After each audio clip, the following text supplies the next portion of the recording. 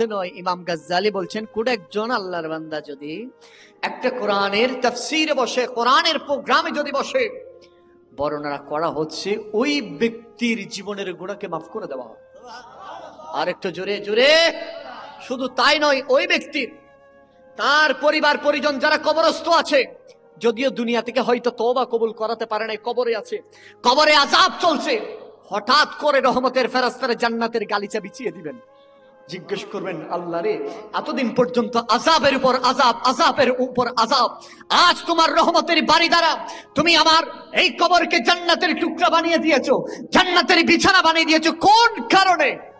রহমতের ফেরেশতারা বলবে, তোমার একজন নসল সন্তান হোক, নাতি হোক, নাতনি, যে একজন তোমার নসল, তোমার একজন রক্তের সম্পর্কে গাউসিয়া কমিটির ব্যবস্থাপনায় সোনহরার জমিনে আহলে বাইত রাসূল, যাদের ব্যাপারে আল্লাহর কোরআন বলেছেন ওয়ায়ুতাহহিরাকুম তাতহীরা বলেছেন, তাদের প্রোগ্রামে বসেছেন, ইয়া রাসূলুল্লাহ বলেছেন, আল্লাহকে ডেকেছেন, আহলে বাইতের জিকির করেছেন, তাদের দিকে তাকিয়ে আল্লাহর রহমতের জোশ এসে গেছে।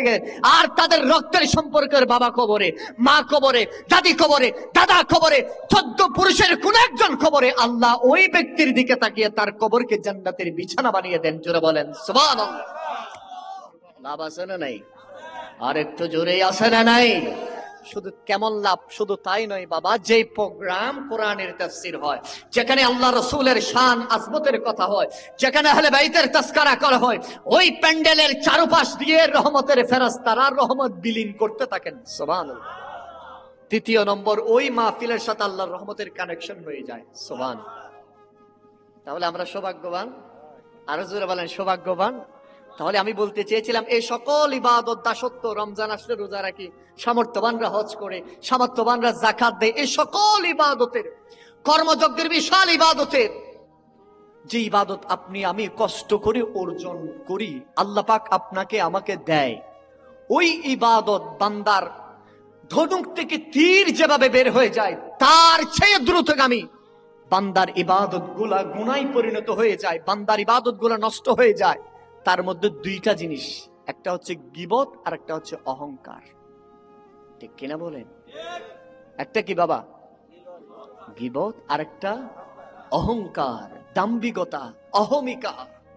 এই দুইটার কারণে সবচেয়ে বেশি কি হয়ে যায়? বান্দার ইবাদত নষ্ট হয়ে যায়। আমি প্রায় সময় একটা কথা বলি, বাংলাদেশের দুইটা জিনিস অত্যন্ত প্রসিদ্ধ।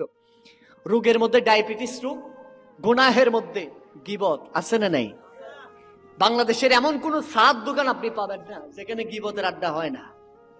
ঠিক নিও। এমন কোন চায়ের দোকান নাই যেখানে গীবতের আড্ডা হয় না। এমন কোন ব্যক্তি আপনি পাবেন কিনা আমার সন্দেহ হয়। তবে আছে আলহামদুলিল্লাহ, না থাকলে তো দুনিয়া থাকতো না, যার ভিতরে অহংকার নাই। ইমাম গাজ্জালি বর্ণনা করছেন অহংকারের পরিণাম কেমন। সূরা হুজরাতের মধ্যে আল্লাহ বর্ণনা করেছেন, সূরা নাহলের মধ্যে আল্লাহ পাক বর্ণনা করেছেন। আল্লাহ পাক অহংকার, যে অহংকার সম্পর্কে রাসূল করিম সাল্লাল্লাহু আলাইহি ওয়া আলিহি ওয়াসাল্লাম আমাদেরকে সতর্ক করেছেন, যে অহংকারের কারণে কি হয়ে যায়? বান্দার ইবাদতগুলা নষ্ট হয়ে যায়। ইমাম গাজ্জালি তার মুকাশাফাতুল কুলুবের মধ্যে বর্ণনা করেন, অহংকার আসে 7টা কারণে বাবা। কয়টা কারণে বাবা? সবাই বলেন কয়টা কারণে? কারণ মানুষের অহংকার চলে আসে। 3 নম্বর হচ্ছে বংশের। কেউ যদি মনে করেন যে তালুকদার বংশ, তার অহংকার আছে না নাই? কেউ যদি চৌধুরী বংশ হয়, ওই চৌধুরী বংশের বাবা মেয়ে বিবাহ দিতে চায় না চৌধুরী বংশ ছেলে ছাড়া, এটা একটা অহংকার। কথা বলেন ঠিক কিনা? তাহলে 3 নম্বর কি? বংশ। আর 4 নম্বর হচ্ছে সুন্দরের কারণে। মানুষ যদি দেখতে যদি সুন্দর হয়, চেহারা যদি, অবয়ব যদি সুন্দর, স্ট্রাকচার যদি সুন্দর হয়, তার কি আছে? অহংকার চলে আসে। চেহারা নিয়ে অহংকার করা যাবে না। কেন না চেহারা দিয়ে অহংকার করা যাবে না? আপনার এই চেহারা, যে চেহারা আপনি বানিয়েছেন সুন্দর করে, ফেস ওয়াশ মেখে মেখে যত্ন করে করে যে সুন্দর চেহারা আপনি বানাচ্ছেন, দেহ থেকে প্রাণ পাখিটা যাইতে দেরি হবে, এই চেহারার কোনো মূল্য আসেনি। আরো জোরে বলেন, মূল্য আছে নাই? তাহলে 4 নম্বরে কি বাবা? সুন্দরের কারণে। 5 নম্বর হচ্ছে সম্পর্কের কারণে। সম্পর্কের কারণে কি আসে? অহংকার আসে। অনেকে বলে যে না, আমার সাথে তো লিঙ্ক এমপি সাহেবের আছে। লিঙ্ক কার লগে? আমি ওই এলাকার সেলার সাথে, এলাকার ওই নেতার সাথে আমার সেলফি আছে, অহংকার এসে যায়। এই কাজগুলো করা যাবে না। নাম্বার 6 ইমাম গাজ্জালী বলছেন, নাম্বার 6 নাম্বার হচ্ছে শক্তির কারণে। বাহুবল, টাকার শক্তি। অনেকের টাকার গরম, টাকা বেশি, সেজন্য পাশের ঘর ওই রিক্সাওয়ালা দিন মজুর বাবা জায়গা 2 হাত তার ভিতরে ঢুকাই দিছে। তার বাহু শক্তি আছে, টাকার শক্তিও আছে। অহংকার আছে না নাই? 7 নম্বর যে জিনিসটা অত্যন্ত বেশি গুরুত্বপূর্ণ, সেটা হচ্ছে অনুসারী বা সাহায্যকারী। একজন ব্যক্তির সমাজের মধ্যে সকলে তার অনুসারী, 20-40 জন যুবক ছেলে তার অনুসারী আছে, তার কি এসে গেছে? অহংকার, দাম্ভিকতা এসে গেছে। তাহলে ইমাম গাজ্জালী বলছেন এই 7টা কারণে মানুষের কি আসে বাবা? অহংকার চলে আসে। আর ওই অহংকার, আপনি কি জানেন অহংকার সম্পর্কে আল্লাহ পাক রব্বুল আলামিন কি বলেছেন? আল্লাহ পাক রব্বুল আলামিন যে ব্যক্তিদের অহংকার যাদের বেশি আছে, আল্লাহর কোরআনুল কারীম সূরা বাকারার মধ্যে আল্লাহ পাক রব্বুল আলামিন ইরশাদ করছেন, আবা ওয়াস্তাকবারা ওয়া কানা মিনাল কাফিরিন। ও আমার বান্দা, আমি তোমাদেরকে সতর্ক করে দিচ্ছি, তোমরা কি জানো আমি যেই ফেরেশতা যে হাজার হাজার বছর আমি আল্লাহ ইবাদত করেছে, তাকে আমি বলেছিলাম আমার প্রতিনিধি রাসূলকে সিজদা করার জন্য, সে সেটা মানে নাই। না মানার কারণে শয়তান হাজারো বছর ইবাদতের পরে ইমামুল মালায়েকা থাকতে পারে ইবলিস হয়ে গেছেন। কি হয়ে গেছেন বাবা? ইবলিস হয়ে গেছেন। হওয়ার পরে সে কাফেরদের কি হয়ে গেছেন? দলভুক্ত হয়ে গেছেন। সেজন্য আল্লাহ পাক আমাদেরকে সতর্ক করে দিয়েছেন কোরআনুল কারীমের শুরু দিয়ে, বান্দা তুমি অহংকার করিও না, তুমি দাম্ভিকতা করিও না। মনে রেখো অহংকার আমি আল্লাহর চাদর। চাদর কার? আরো জোরে বলেন কার? এবার বলেন আমাদের হায়াতের মালিককে, রিজিকের মালিককে, ইজ্জতের মালিককে, সম্মানের মালিককে, আমাদেরকে খাওয়ান কে, পড়ান কে, সব কিছুর দেখভাল করেন কে? আর আল্লাহ বলেন বান্দা অহংকারটা আমি আল্লাহর, এই আমি আল্লাহর চাদর, এই আমার চাদর নিয়ে যদি তুমি টানা টানি করো, আমি আল্লাহর মনে কষ্ট পাই। কথা বলেন ঠিক কিনা? সেজন্য ইমাম গাজ্জালীর একটা থিওরি আমার বড্ড বেশি ভালো লেগেছে। সেটা হচ্ছে ইমাম গাজ্জালী বলেন, কোন বান্দার যদি, আল্লাহর কোন বান্দা, রাসূলুল্লাহর কোন উম্মতের যদি অহংকার যদি চলে আসে, এই দুনিয়ার মানুষ শুনে রাখো, আমি ইমাম গাজ্জালীর এই থিওরি, আমি ইমাম গাজ্জালীর এই কৌলটা তুমি একটু ফলো করো। কি কৌল? বললেন তোমার জন্মটা একটু তুমি খেয়াল করো। তোমার জন্ম, আপনি দুনিয়ার জমিনে এসেছি তরল 1 ফোঁটা বীর্য থেকে এসেছি। কথা বলেন ঠিক কিনা? এই বীর্য থেকে আপনার আমার এই অবয়ব চেহারা, এই বডি স্ট্রাকচার, ইমাম গাজ্জালী বলছেন হে আল্লাহর বান্দা, রাসূলুল্লাহর উম্মত, 1 ফোঁটা তরল বীর্য থেকে তোমার সৃষ্টি। আর তোমার শেষ কি জানো?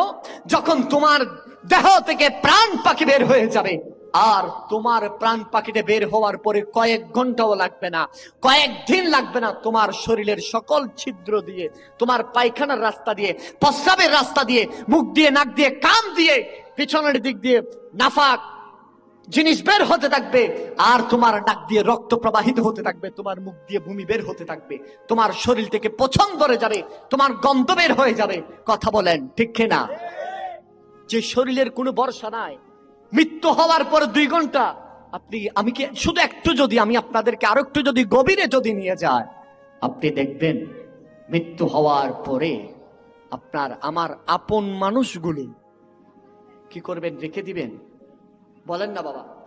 সারা জীবন ফেস ওয়াশ মেখে মেখে যে চেহারা বানিয়েছেন, 30 বছর হলে 30টা বছর কত শত ফেস ওয়াশ মেখেছেন, 30-40 বছর হলে কতবার আপনি বিউটি পার্লারে গিয়েছেন। আমার বোন, আমি আপনাকে বলতে চাই, আমার যুবক ভাই, আমি আপনাকে বলতে চাই, যেই চেহারা আল্লাহ দিয়েছেন, যেই দাড়িকে ডেলি 3 বার আপনি শেভ করেন, ফোম শেভ, আর আমার বোন, যুবতী বোন, আমি আপনাকে বলছি, আপনি যে বিউটি পার্লারে গিয়ে হাজার হাজার টাকা খরচ করে যে চেহারাকে আপনি সৌন্দর্য রাখার জন্য, লাবণ্য রাখার জন্য কত কষ্ট করছেন, আপনার দেহ থেকে প্রাণ পাখিটা 1 সেকেন্ডের ভিতর বাইরে বের হতে দেরি হবে। আপনার কোনো আপন মানুষ আপনার এই চেহারাকে রেখে দিবে?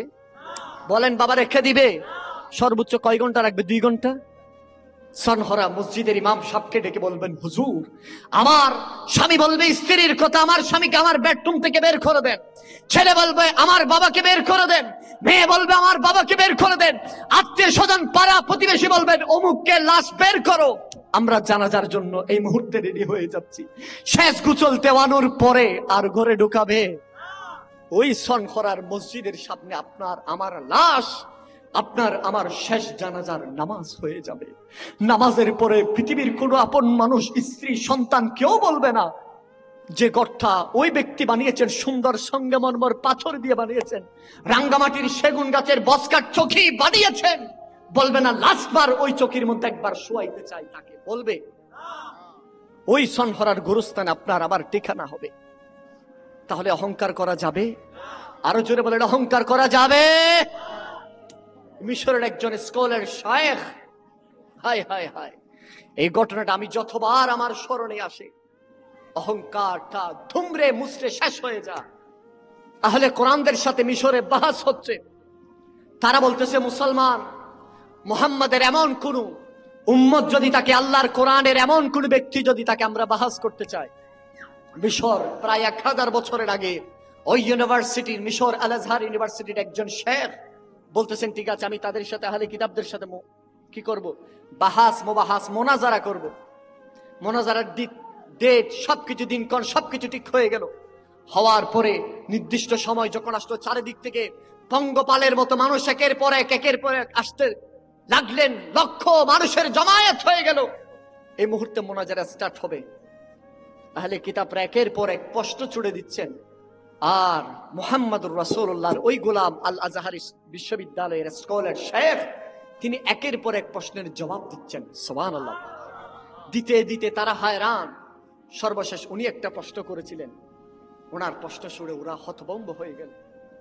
তারা অপদস্থ হলো তার উপর, ওই মিশরের স্কলারের উপর হাতের উপর হাত রেখে, হুজুর আমাদেরকে পড়িয়ে দেন আল্লাহর হাবিবের কালমা, লা ইলাহা ইল্লাল্লাহ মুহাম্মাদুর রাসূলুল্লাহ। সুবহানাল্লাহ বল, আরেকটু জোরে বলেন সুবহানাল্লাহ। মুসলমানদের বিজয় হয়ে গেল। কি হয়ে গেল বাবা? বিজয় হয়ে গেল। হওয়ার পরে ওই মিশরের স্কলার শাইখকে মানুষে মাথায় নিয়ে নাচতেছেন, একের পর এক ফুলের মালা দিচ্ছেন এবং তাকে বাহবা দিচ্ছেন, ইস্তেকবাল দিচ্ছেন এবং বলছেন আপনি আপনার মায়ের পেটে এসেছেন, আপনি সার্থক, আজ আপনার মা সার্থক, আজ আমরা মিশরবাসী নয়, সারা দুনিয়ার মুসলমানরা সার্থক হয়ে গেছে। এইভাবে যখন মিশরের রাস্তাঘাটে নগরে নগরে তার পক্ষে যখন স্লোগান দিচ্ছিল, হঠাৎ করে সে বলতেছেন আমাকে তাড়াতাড়ি এখান থেকে নামাও। নামিয়ে তার ড্রাইভার নিয়ে চলে গেলেন মিশরের ওই পাবলিক শৌচাগারের পাবলিক বাথরুমে নিয়ে গেলেন। বলে যে তোমরা বাহিরে থাকো, আমি ভিতরে যাই। ভেতরে যাওয়ার পরে বন্ধ করে উনি ভিতরে চলে গেলেন। এদিকে মানুষ দূরতে দূরতে, হুজুর আমাদের ইসলামের মানকে উজ্জ্বল করেছেন, হুজুর আমাদের ইসলাম বিজয় হয়েছে, হুজুর কোথায় আছে? উজির আজম বলতেছেন, খাদেম বলতেছেন, হুজুর তো বাথরুমের ভিতরে ঢুকছে, বসে আছে, বের হয় না, বের হয় না। হুজুর কেন বের হয় না? কোনো দুর্ঘটনা ঘটছে নি? কোনো দরজা ভেঙ্গে, দরজা যখন করাঘাত করতে করতে খুলে না, যখন ভেঙ্গে গেল, ভাঙ্গার পরে মিশরের মানুষের চোখ পড়লো হুজুরের দিকে। দেখতেছেন হুজুর নিজ হাতে পাবলিক বাথরুমের টয়লেটের কমেট পরিষ্কার করতেছেন। হায় হায় হায়, কি করতেছেন বাবা? কমেট নিজ হাতে পরিষ্কার করতেছেন। সবাই অবাক। হুজুর মিশরের সরকার আপনাকে নিয়ে গর্ব করতেছেন, আর আপনি চাইলে তো কোনো একজন মানুষকে দিয়ে পরিষ্কার করানো যায়, আপনি করতেছেন কেন? হায় হায়। মিশরের শেখ বলতেছেন, হে মুসলমান ভাই, দুনিয়ার মানুষ শুনে রাখো আমার এই কথা। আমি যখন আহলে কিতাবদের সাথে মোনাজারা করে যখন আমি বিজয় লাভ করেছি, তোমরা যখন আমাকে উপরে তুলে একের পর এক ফুলের মালা, আমার মা আমাকে সার্থক জন্ম দিয়েছে, দুনিয়ার মানুষ আমাকে নিয়ে গর্ব করতেছো, হঠাৎ করে শয়তান আমাকে ওয়াসওয়াসা দিচ্ছে। শয়তান আমার ভেতরে অহংকার চলে আসছে এমন সময়, হায় হায়, আল্লাহর কোরআন নুল করিম আল্লাহ পাক রব্বুল আলামিন অহংকারকারীদেরকে শয়তানের সম্পৃক্ত করেছেন। অহংকারকারীরা কাফেরের সহোদর ভাই বলেছেন। অহংকারকারীদেরকে আল্লাহ পছন্দ করে না। সূরা নাহলের মধ্যে আল্লাহ বলেছেন, যদি আমার ভেতরে যদি অহংকার যদি চলে আসে, আমি সবকিছু শেষ হয়ে যাবে। সেজন্য আমার অহংকার না আসার জন্য আমি মিশরের পাবলিক টয়লেট, যেখানে আমির গোবারা, আমির গরিব ফকির মিসকিন সবাই বাথরুম করে, সে বাথরুম আমি হাত দিয়ে ডলে ডলে পরিষ্কার এজন্য করছি যেন আমার ভিতরে যেন অহংকার না আসে। জোরা বলেন। আর আমি আপনি কি করি?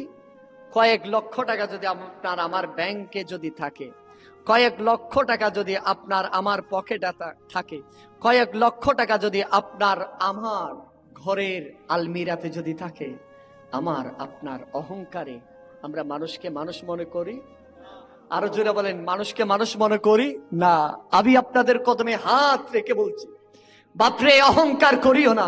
তোমার আমার মতো হাজারো অহংকারকারী, আমি আপনি তো ছোট্ট এলাকার মেম্বার, চেয়ারম্যান, একটা সমাজের একজন কোটিপতি, একটা এলাকার এমপি, মন্ত্রী, এসি, ডিসি, এসপি, একটা সমাজের আমাকে ধনকুবের মালিক মানুষ বলে, কিন্তু আপনি আমি কি জানি আমি আপনি কি নমরুদ চেয়ে বড় হয়ে গেছি? বলেন, ফেরাউন, সাদ্দাত, হামান, কারুন, যে কারুনের হায় হায় ধনভাণ্ডারের চাবিগুলা বহন করতে 70টা উটের প্রয়োজন হতো। চাবি বহন করার জন্য কি বাবা? চাবি। ওই কারণের চেয়ে আপনার আমার ধন বেশি আসেনি এখন? আরো জোরে বলেন, আসেনি?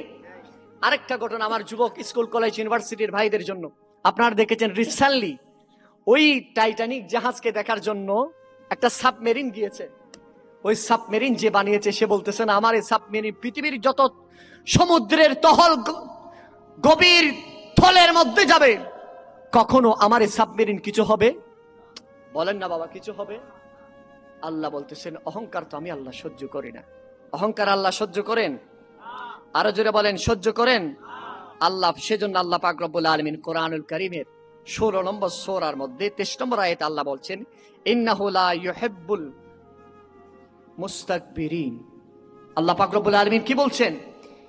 ইন্নাহু লা ইউহিব্বুল মুস্তাকবিরিন। নিশ্চয়ই আল্লাহ পছন্দ করে না, নিশ্চয়ই আল্লাহ পছন্দ করে না দাম্ভিক ব্যক্তিকে, অহংকারী ব্যক্তিকে।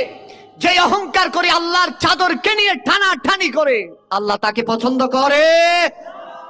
ওই যে টাইটানিক জাহাজকে দেখতে গিয়েছিল, যে টাইটানিক বানিয়েছে, যে সে বানানোর পরে পৃথিবীর এমন কোনো কিছু নেই আমার এই টাইটানিককে নষ্ট করে দিবে। আমরা গবেষণার মাধ্যমে ইতিহাস আমাদেরকে সাক্ষী দিচ্ছে, একটা আইস এর সাথে বরফের একটা টুকরার সাথে বেজে টাইটানিক কি হয়ে গেছে বাবা? ধ্বংস হয়ে গেছে। তাহলে পৃথিবীতে কেউ কোনো কিছু আল্লাহর শক্তি, আল্লাহর ক্ষমতা, আল্লাহর সাথে সামঞ্জস্য করবে এরকম কোনো কিছু আছে? আরো জোরে বলেন, আছে? এরকম কোনো কিছু নেই, এমন কিছু নেই যেই জিনিসটা আল্লাহর সাথে সম্পৃক্ত হবে। আল্লাহ বলছেন, বান্দা অহংকার এটা আমি আল্লাহর চাদর, এটা নিয়ে তোমরা টানাটানি করিও। আরো জোরে বলেন, টানাটানি করিও না। সেজন্য আল্লাহ পাক রব্বুল আলামিন এই জিনিসটাকে ভালোবাসে না। দ্বিতীয় নম্বর হচ্ছে গীবত। দ্বিতীয় নম্বর কি? সবাই বলেন, গীবত। গীবত বলতে আব্দুল হাই লাকনবী তিনি গীবতের সংখ্যা এইভাবে বলছেন, কোন ব্যক্তির, আমরা গীবতটা কারে বলে সেটাও জানি না, গীবত কারে বলে সেটাও জানি না। গীবত হচ্ছে কোন একজন ভাই আপনার সামনে নাই, আপনারা 3 জন আলোচনা করছেন, একজন ভাই নাই, তার বিরুদ্ধে এমন আচরণ করা যে আচরণ সে কষ্ট পায়, সেটাই গীবত। 3 জন মিলে 60 জন মেজবানে গেছেন, মেজবানে যাওয়ার পরে একজন চলে গেছে, 3 জন আছে, 3 জন বলতেছে এ এমন খাওয়া খাইছে রে ভাই, পুরাই ফেলছে আজকে পুরা। এটা কি গীবত? এটা কি গীবত? গীবত কেমন গুনাহ? আল্লাহর হাবিব সাল্লাল্লাহু আলাইহি ওয়াসাল্লাম বলছেন, আমি যখন মেরাজে গিয়েছিলাম, মেরাজে যাওয়ার সময় আমি এমন এক সম্প্রদায়ের পাশ দিয়ে যাচ্ছিলাম, আমি রাহমাতুল লিল আলামিনের চোখ যখন তাদের দিকে পড়লো, আমার সিনাটা কেঁপে উঠলো। আমি দেখতেছি তাদের নখগুলা তামার হয়ে গেছে, নখের কোনাগুলা জ্বলতেছে শিরশির করে, আগুন বের হচ্ছে সেখান থেকে।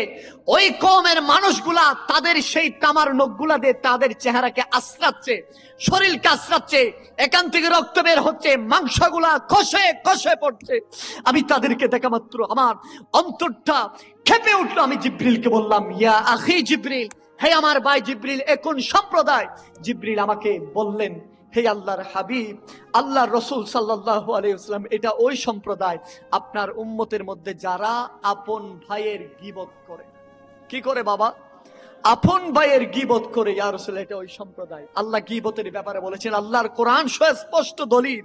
আল্লাহর কোরআন বলেছেন, ও আমার বান্দারা, তোমরা কি চাও, তোমরা কি এটা পছন্দ করো তোমার আপন ভাইয়ের গোশত তুমি ভক্ষণ করতে? আমরা কি এটা চাই? আরো জোরে বলেন, চাই না? আল্লাহ বলছেন, যদি আপন ভাইয়ের গোশত যদি ভক্ষণ যদি করতে না চাও, তাহলে আপন ভাইয়ের গীবত করিও না। মনে রেখো, ওই গীবত এমন গীবত, আল্লাহর হাবিব সাল্লাল্লাহু আলাইহি ওয়াসাল্লাম বলছেন, আল গীবাতু আশাদ্দু মিনাজ জিনা। ওই গীবত জিনার চেয়ে মারাত্মক। কেন জিনার চেয়ে মারাত্মক বলেছেন? আল্লাহর হাবিব বলছেন, জিনা যদি করে আল্লাহর কাছে তওবা করবে, ইস্তেগফার করবে, আল্লাহ চাইলে মাফ করে দিতে পারেন। কেননা আল্লাহর কোরআন বলছেন, ইন্নাল্লাহা ইউহিব্বুত তাওয়াবিন। বান্দা, তুমি গুনাহ করবা, তুমি আমার কাছে চাইবা, তুমি আমার কাছে ক্ষমা প্রার্থনা করবা। আল্লাহর কোরআনের অপর জায়গায় 30 পারার মধ্যে আল্লাহ বলছেন, ডু নট বি স্যাড, লা তাহজান। বান্দা, হতাশ হওয়া যাবে না। ইন্নাল্লাহা মানা। আল্লাহর কাছে যদি চাই, আল্লাহর হাবিব মুহাম্মদুর রাসূলুল্লাহ বলছেন, যদি আল্লাহর কাছে যদি চাই, আল্লাহ কি করে দিতে পারেন বাবা? মাফ করে দিতে পারেন। কিন্তু গীবত, সেটা তো আল্লাহর সাথে সম্পৃক্ত না, সেটা হচ্ছে বান্দার সাথে। যতক্ষণ পর্যন্ত বান্দা মাফ করবে না, ততক্ষণ পর্যন্ত তাকে আল্লাহও মাফ করবে। আরো জোরে বলেন, আল্লাহও মাফ করবে না। আসুন, গীবত করলে কি হয়? গীবত করলে 4টা সবচেয়ে বড় বড় পরিণাম আছে। কয়টা বাবা? আরো জোরে বলেন, কয়টা? 4টা। 1 নম্বর হচ্ছে, ওই ব্যক্তি আল্লাহর দ্বীন, ইসলামের নূর, কোরআনের নূর তার সিনার ভিতরে ঢুকে। আরো জোরে বলেন, ঢুকে না। এবার বলেন, যে বান্দাকে আল্লাহ পাঠিয়েছেন, আমি শুরুতে বলেছিলাম, আল্লাহ বলতেছেন, বান্দা, আমি তোদেরকে পাঠিয়েছি আমার ইবাদতের জন্য। এবার বলেন, আল্লাহ পাক রব্বুল আলামিন যে গীবত করে, তার ভিতরে কোরআনের নূর ঢুকে, ইসলামের নূর ঢুকে না, তাহলে এই দুনিয়াতে আসার কোনো ফায়দা আছে? 2 নম্বর, যে ব্যক্তি গীবত করে, অন্যের শেখায়ত যে ব্যক্তি করে, তার 2 নম্বর হচ্ছে আল্লাহর আযাবের শিকার হবে। কিসের বাবা? আল্লাহর আযাবের শিকার হবেন। আল্লাহ তাকে ভালোবাসবে না। তাহলে আল্লাহর আযাবের শিকার যে হবে, তার পরিণতি কেমন হবে বলেন? এটা আল্লাহ সবচেয়ে বেশি অপছন্দ করে। আল্লাহর কোন বান্দা, আল্লাহর কোন সৃষ্টি জীবকে নিয়ে আপনি কথা বলবেন, কোন মানুষকে কষ্ট দিবেন, ইভেন কি আপনারা শুনলে তো অবাক হয়ে যাবেন, মুসলমান কোন বেদিনের ব্যাপারেও আপনি গীবত করতে পারবেন? আরো জোরে বলেন, পারবেন না। 3 নম্বর গীবতের, মূসা আলাইহিস সালাম একদিন তুর পাহাড়ের মধ্যে আল্লাহকে বলতেছেন, আল্লাহ, আমি তো আপনার সাথে কথা বলি, আল্লাহ, আসমানের নিচে জমিনের উপরে আপনার সবচেয়ে অপছন্দের ব্যক্তিকে? কে বলতেছেন? মূসা আলাইহিস সালাম। কাকে? আল্লাহকে তুর পাহাড়ের মধ্যে বলতেছেন, আল্লাহ, আপনার অপছন্দের ব্যক্তি, সবচেয়ে অপছন্দের ব্যক্তিকে? মূসা আলাইহিস সালামের এই প্রশ্নের জবাবে আল্লাহ পাক রব্বুল আলামিন বলেছিলেন, মূসা রে, শুনে রাখো, জমিনের মধ্যে আমার এমন কিছু নিকৃষ্ট ব্যক্তি বান্দা আছে, যারা অন্যের গীবত করে। যারা কি করে? অন্যের গীবত করে। আব্দুর রহমান সফুরি নুজহাতুল মাজালিসের মধ্যে এই ঘটনা বর্ণনা করতেছেন। যারা অন্যের গীবত যারা করে, যারা অন্যের সমালোচনা করে, অন্যের প্রতি বিদ্বেষ রাখে, 3 জন বসে আছে, একজন চলে গেছে, 2 জনের বিরুদ্ধে কথা বলতেছে। ঠিক নিও? তাহলে এটা কয় নাম্বার? 3 নাম্বার। 4 নম্বর, যে গীবত করবে, 3 নম্বর, সেই 3 নম্বর হচ্ছে দুনিয়া এবং আখিরাতে সে লাঞ্ছনার শিকার হবে। কি হবে? লাঞ্ছনার শিকার হবে। আপনি আখিরাতটা বাদ দেন, দুনিয়ায় যারা গীবত করে, তাদেরকে মানুষ বিশ্বাস করে। সকির পারে বিভিন্ন জায়গায় বসে বসে অন্যের গীবত করতো, সমালোচনা করতো। ভাইজান, এখন কমে গেছে না? এখানে মসজিদের ঘাটে, হাই হাই হাই, এগুলা হচ্ছে ওই জান্নাতের পাশে গিয়ে জাহান্নামের কামনা করে আর কি। কি করে? মসজিদের পাশে যে গীবত করে, সে কি জান্নাতে ঢুকবে? এই মুহূর্তে সে বলতেছে, না, জাহান্নামে ঢুকে যাইব। কি বলতেছে বাবা? জাহান্নামে। আল্লাহ এদের থেকে হেফাজত করুক। আরেকটু জোরে বলেন আমিন। এবং 4 নম্বর, ওই গীবতকারী নিশ্চিত জাহান্নাম। কোথায় বাবা? ওই ব্যক্তিদেরকে জাহান্নামের কোথায় রাখবে জানেন? জাহান্নামের একটা স্থান আছে, জাহান্নামের একটা কারাগারের নাম আছে হচ্ছে বাউলাস। নাম কি বাবা? ওই বাউলাস নামক কারাগারের মধ্যে ওই ব্যক্তিদেরকে রাখবেন। বাউলাসের সংখ্যা দিতে গিয়ে, বাউলাস জায়গাটা কেমন বলতেছেন, অন্য জাহান্নামীরা যেখানে থাকে, তাদের রক্ত, তাদের মাংস পচে পচে রক্ত পুষগুলা বের হয়ে যে স্থানে এসে জমা হয়, ওই স্থানের নাম হচ্ছে বাউলাস। ওই স্থানের নাম কি? বাউলাস। ওই বাউলাস নামক স্থানের মধ্যে কাদেরকে রাখবে?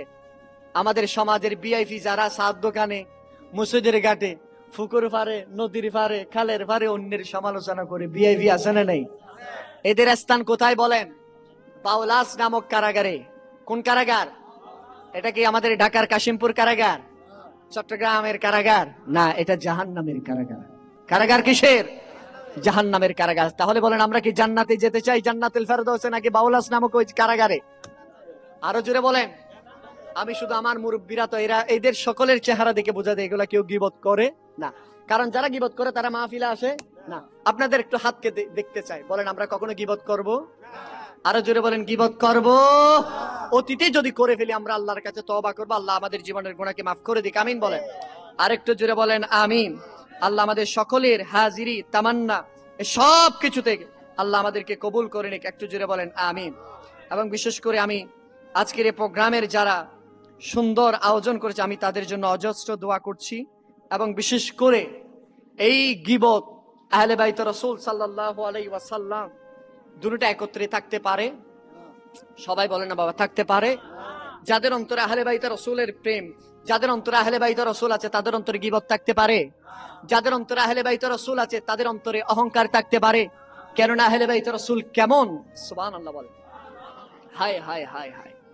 আহলে বাইত রাসূল ওই সকল ব্যক্তিরা যাদের ব্যাপারে কোরআনুল কারীম বলছেন ওয়ায়ুতাহহারাকুম তাতহীরা, আমি তাদেরকে জনমের মতো পবিত্র করে দিলাম। সুবহানাল্লাহ। শুধু তাই নয়, আমি আপনাদেরকে ছোট্ট একটা নুকতা বলতে চাই। আমরা হজের আসওয়াতে যাই না? হজে যাই কিনা? হজে যাওয়ার পরে সনকরা থেকে লক্ষ টাকা খরচ করে বছর প্রায় 6,71,000 টাকা। কত বাবা? 6,71,000, 7 লক্ষ প্লাস, মানে 6,71,000 টাকা জমা দিতে হবে, অনুষঙ্গিক আরো প্রায় 7 লক্ষ টাকা। তাহলে ধরেন 7 লক্ষ টাকা খরচ করে সনহরা থেকে একজন বাবা যাবে হজে। তাকে যদি জিজ্ঞেস করা হয়, বাবারে পৃথিবীর জমিনে এত পাথর থাকতে তুমি এই খালা পাথরে চুমো দেওয়ার জন্য জানকে বাজি রেখে কেন এমন ভাবে মরিয়া হয়ে গিয়েছো? আমাদের জাফলং এ পাথরের কোনো অভাব আছে? পৃথিবীর জমিনে কত লাল সবুজ নীল পাথর আছে, ওই পাথরে কেন চুমু দাও? ওই আল্লাহর গোলাম সনহরার আশিক রাসূল বলে, প্রশ্নটা আমাকে ওই পাথরকে করো। সুবহানাল্লাহ। ওই পাথর হাজার আসওয়াদ বলো তোমার পজিশন কেমন, এত পজিশন কেন হয়েছে? পাথর জবাব দেয়, মনে রেখো সৃষ্টির শুরু থেকে নয়, আল্লাহর হাবিবের সময় থেকে, যেদিন থেকে আমাকে স্থাপন করা হয়েছে আল্লাহর খানে কাবার সাথে, সেই থেকে কিয়ামত পর্যন্ত আল্লাহর যে বান্দা আমাকে চুমু দিবে, ইসলাম বলে চুমু দিতে পারে নাই, দূর থেকে শুধুমাত্র চুমু দেখাবা, তাহলে তার জীবনের গুনাহকে মাফ করে দিবেন। সুবহানাল্লাহ। পাথর তোমার এই পজিশন কিভাবে? বলে যে আমার পাথরে একবার আল্লাহর হাবিব, দু জাহানের বাদশা নবী, সুলতানে মদিনা, সুরুরে কালবাসিনা, মুস্তাফা জানের রহমত নবী, আল্লাহর ক্ষমতায়নে 8খানা জান্নাতের মালিক যে নবী, যেই নবীর জন্য আজ আমরা সনহরার জমিনে বসে আছি, ওই হাজার আসওয়াদ বলে আমি পাথরকে রহমাতাল লিল আলামিনের ঠোঁট মোবারক একবার লাগার কারণে আমি পাথরের পজিশন এত বেড়ে গেছে। জোরে বলেন সুবহানাল্লাহ।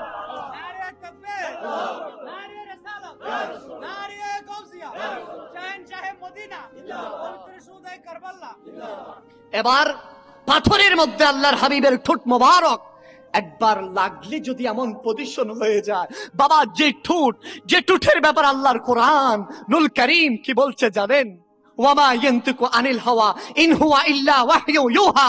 ও দুনিয়ার মানুষ শুনে রাখো, আল্লাহর হাবিব মক্কার জমিনে যেই নবীকে আমি 570 খ্রিস্টাব্দে পাঠিয়েছি, সেই নবী আমি আল্লাহর হুকুম ছাড়া একটা বাক্য বলে না। জোরে বলেন সুবহানাল্লাহ।